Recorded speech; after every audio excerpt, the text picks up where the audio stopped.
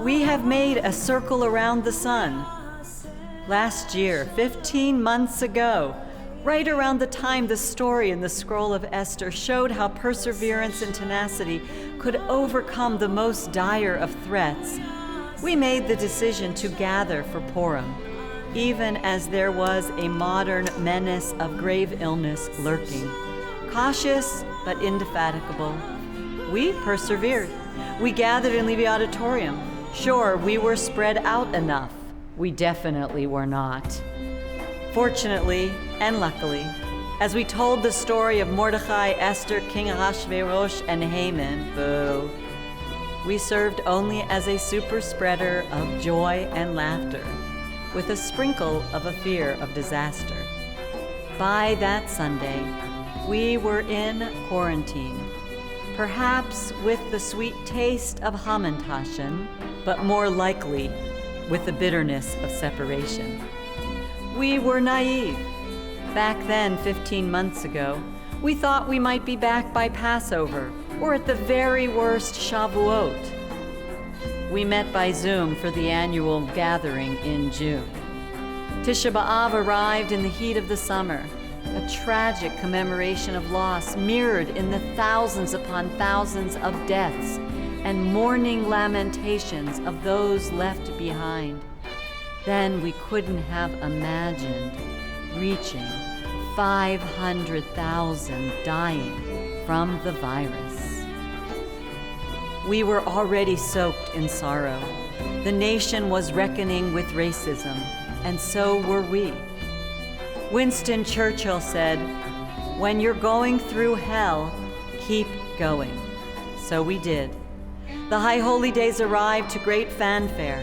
We spent the summer preparing for no one to be in the sanctuary, but rather for so many to be present online nonetheless. We prayed, we sang, we took in beautiful melodies and recognized wherever we are, we could still discover our best selves.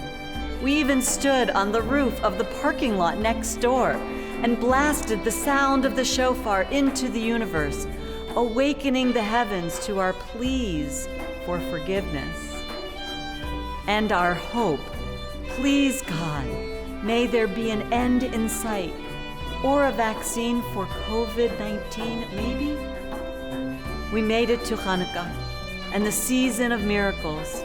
We brought in light despite the darkness, kindling an additional candle each night. In our Zoom boxes, our faces glowed from the radiance of the flame, dancing before us as we remembered the miracle long ago and longed for a miracle in our own day. Scientists from around the world provided it with vaccines. In the darkness of winter, we celebrated the trees with Tu B'Shvat, a profound reminder of the power of planting seeds to guarantee a future.